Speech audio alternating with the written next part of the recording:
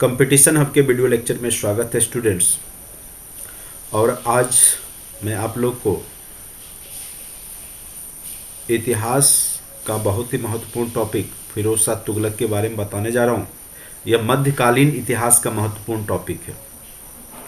और जानकारी के लिए मैं स्टूडेंट्स बता दूँ, जो लोग हिस्ट्री ऑप्शनल्स की तैयारी कर रहे हैं और उन्होंने कोर्स अभी तक बाय नहीं किया है तो ज़रूर से ज़रूर कर लें। ऐप में सारे क्वेश्चंस करवा दिए गए हैं और अगर आप उतना पढ़ के जाते हैं तो आपका रिजल्ट 100% बन जाएगा, क्योंकि जितने भी क्वेश्चंस हैं सारे 67th बीपीएससी के लिए जो महत्वपूर्ण क्वेश्चन है उसका कलेक्शन किया गया है और जहां से क्वेश्चंस 100% वहीं से आने वाले हैं। तो इसलिए देर ना करें और कोर्स को ज़रूर बाय करें। आज का जो टॉपिक है वो है फिरोज शाह तुगलक।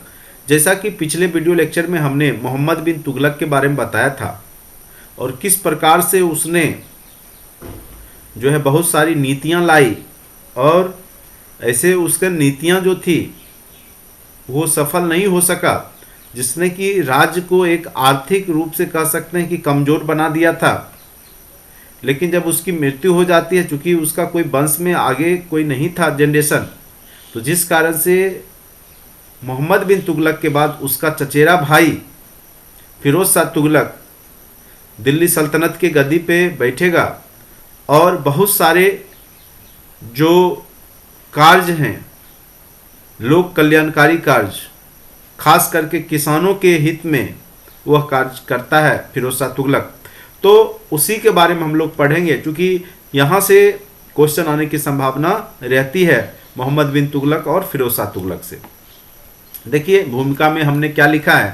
देखिए कोई भी इतिहास के क्वेश्चन को समझने के लिए आपको थोड़ा सा बेसिक बैकग्राउंड की जानकारी उसके बारे में अच्छे से होनी चाहिए, तब जाके आप अच्छे से आंसर राइटिंग कर सकते हैं। तो बेसिक समझ तो मैं उम्मीद करता हूं कि आप प्री की तैयारी करते हैं तब आपका बन जाता है और उसी दरमियान आप सारी घटनाओं को जान रहे होते हैं। बस उसको क्या करना है कि कौन से क्वेश्चंस बेंच में पूछे जा सकते हैं उस पर आपको विशेष जोर देना है। और हम लोग का बस वही काम है कि जो क्वेश्चंस बीपीएससी के पैटर्न के तहत पूछे गए हैं या पूछे जाने की संभावना है उसको विशेष रूप से करवाना। बाकी आपको यहाँ ना ही विद्वान बनना है ना ही हिस्ट्री का बुक लिखना है। आपको करना क्या है, बस मेंस लिखना है और अच्छे नंबर की प्राप्ति करनी है आपको। तो बस यही उद्देश्य आप लेकर के चलें, बाद बाकी हम लोगों पर छोड़ दें। मोहम्मद बिन तुगलक के मृत्यु के पश्चात 1351 ईस्वी में चचेरा भाई, उसका जो चचेरा भाई रहता है फिरोज शाह तुगलक, दिल्ली के सिंहासन पर बैठा। तो क्यों चचेरा भाई को गद्दी मिला ये भी हमने आपको बता ही दिया। सर्वप्रथम इसने भाई, यहाँ जहाँ जहाँ एमबीटी है या एफएसटी लिखें तो फिरोज शाह तुगलक, एफएसटी का full form Firoz Shah Tughlaq, MBT का मोहम्मद बिन तुगलक। मोहम्मद बिन तुगलक के शासनकाल में उभरे समस्याओं का हल किया। तो सबसे पहले जो आर्थिक स्थिति चरमराई उसका यहाँ पे हल करेगा और आगे चल करके लोक कल्याणकारी कार्यों को कर सल्तनत काल के इतिहास में अपना नाम दर्ज करवाया। यानी जो इन्होंने कार्य किया, खास करके बेरोजगारों के लिए, किसानों के लिए, मजदूरों के लिए जो कार्य किए गए वो बहुत ही ज़्यादा यहाँ पर आप कह सकते हैं महत्वपूर्ण कार्य किए गए और फिरोज शाह तुगलक के लिए काबिल तारीफ है, क्योंकि उसने जो कार्य किए इससे पहले के सल्तनत काल में किसी ने नहीं किए। सबसे पहले इसके द्वारा जो सुधार किया गया, राजस्व एवं कृषि, ग्रामीण कृषि व्यवस्था, इसमें सुधार किया गया। जो बहुत सारे कर लिए जा रहे थे इससे पहले खिलजी के समय से, उसको यह बंद करवा देता है। एमबीटी के समय किसानों को जो ऋण दिया गया था, कर्ज दिया गया था, उसको इसने माफ कर दिया। यानी जो कर किसानों को दिए गए थे, जिसे अभी भी सरकार केसीसी लोन देता है तो माफ कर देती है। तो सर्वप्रथम मोहम्मद बिन तुगलक के समय में जो किसानों ने कर्ज लिया था उसको माफ करने का काम फिरोज शाह तुगलक ने कर दिया। तो ये बहुत बड़ी कह सकते हैं उपलब्धि है। उसके बाद पदाधिकारी जो थे उनके वेतन में भी वृद्धि कर दी, यानी इकोनॉमी सरप्लस होगी तभी वेतन में वृद्धि की गई होगी। किसानों को कर की भार हल्का करने के लिए सूबेदार द्वारा जो दी जाने वाली भेंट की प्रथा है उसको समाप्त कर दिया। सूबेदार राजा को भेंट देता था, तो सूबेदार किससे लेगा? किसान से लेगा। तो अब सूबेदार से जो भेंट ले राजा को दिया जाता तो यही लेना बंद कर दिया। तो अब सूबेदार नहीं लेगा तो किसानों को भी कर हल्का हो जाएगा और सूबेदार भी जो है किसानों से नहीं लेगा। तो इस प्रकार से इसने यह जो उपाधि या ये कह सकते हैं कि जो भेंट दिया जाता था, उपहार स्वरूप राजा को दिया जाता था, उस प्रथा को ही समाप्त कर दिया। चलिए अब आते हैं कर व्यवस्था के रूप में। कर व्यवस्था में देखिए, कर व्यवस्था में क्या किया इसने? लगान व्यवस्था सही किया। भू राजस्व की दर 1/3 से 1/5 कर दिया। यानी पहले 33.5% तक लिया जाता था मोहम्मद बिन तुगलक के समय में, 33/1/3। अब क्या किया गया? 20% कर दिया गया। ठीक है, यानी 1/5 भाग कर दिया गया। यानी 5 kg में पहले क्या था कि 3 kg में 1 kg, अब क्या होगा? 5 kg में 1 kg। तो भू राजस्व दर यहाँ पे कम देखने को मिलेगा। जो ब्राह्मणों पर जजिया कर लगाया गया था, ठीक है, उसको यहां पर समाप्त किया गया।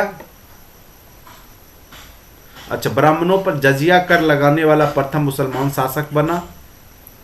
24 प्रकार के कर यहां पर माफ किए गए। ठीक है, लेकिन ब्राह्मणों पे इसने कर लगा दिया था फिर से दोबारा, जो कि कर मोहम्मद बिन तुगलक के समय में माफ किया गया, फिर यह लगा दिया। चूंकि देखिए इसको साबित करना था कि हम इस्लाम के करीब हैं, चूंकि इसकी माता राजपूत थी। ठीक है, तो ये अपने आप को साबित करने का प्रयास कर रहा था। और खास करके इसने जो है, जो उलेमा वर्ग थी, जो धार्मिक गुरुओं का वर्ग था, उसको खुश करने का प्रयास करता है। तुष्टिकरण की नीति यहाँ पर ये अपनाता है। और देखेंगे कि उलेमा वर्ग को खुश करने के लिए इसने ब्राह्मणों पर जजिया कर लगाया। इसके पीछे रीजन है, चूंकि लोग इसको बोलते थे कि ये राजपूत है, तो मतलब इसको इस्लामिक लोग जो है सही नज़र से नहीं देख रहे थे, इसीलिए इसने तुष्टिकरण के तहत हिंदुओं पर फिर से जजिया कर लगा दिया था, ब्राह्मणों पर खासकर।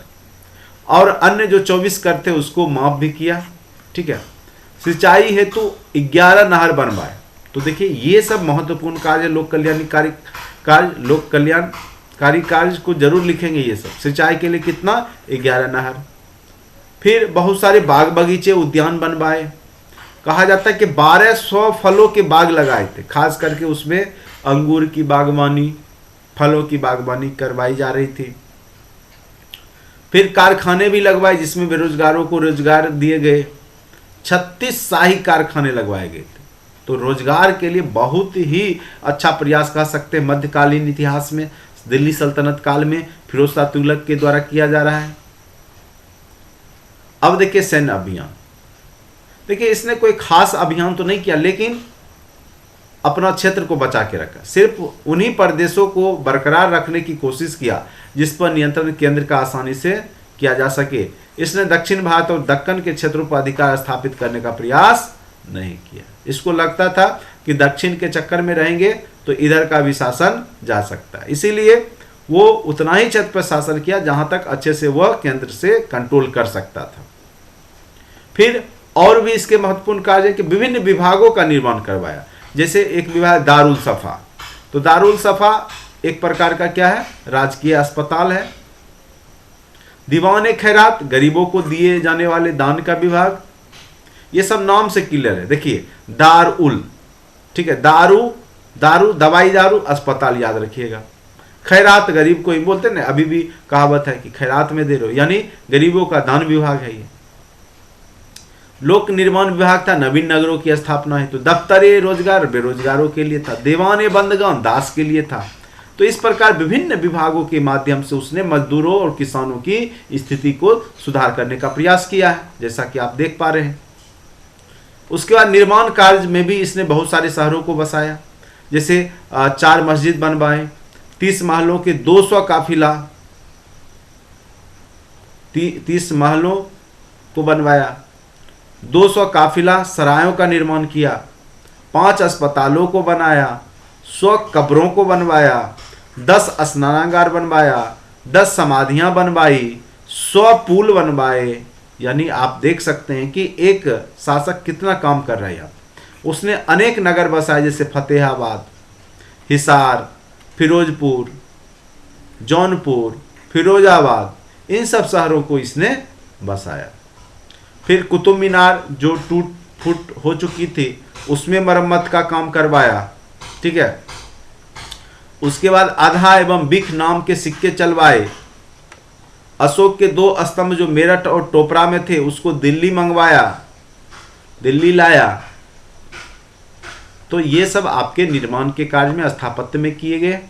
उसके बाद शिक्षा साहित्य में क्या विकास किया उसको देखिए।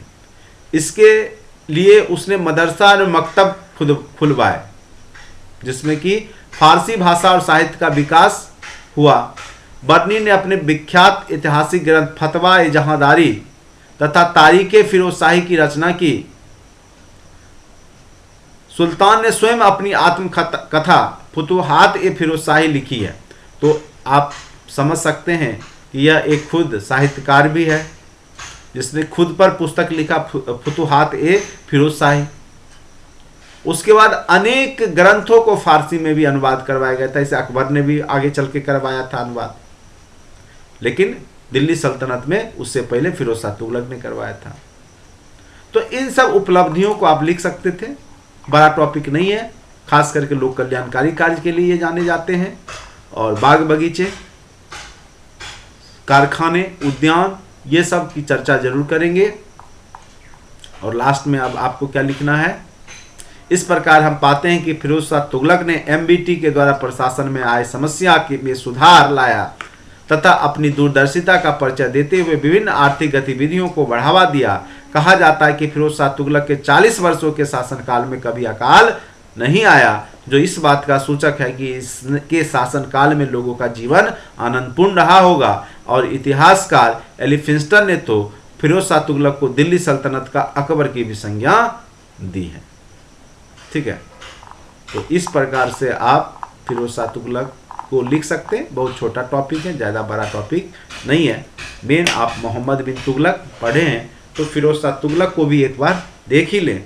अगर कोई भी क्वेश्चन पूछता है तो इस टाइप से आप इसके आंसर राइटिंग को लिख सकते हैं।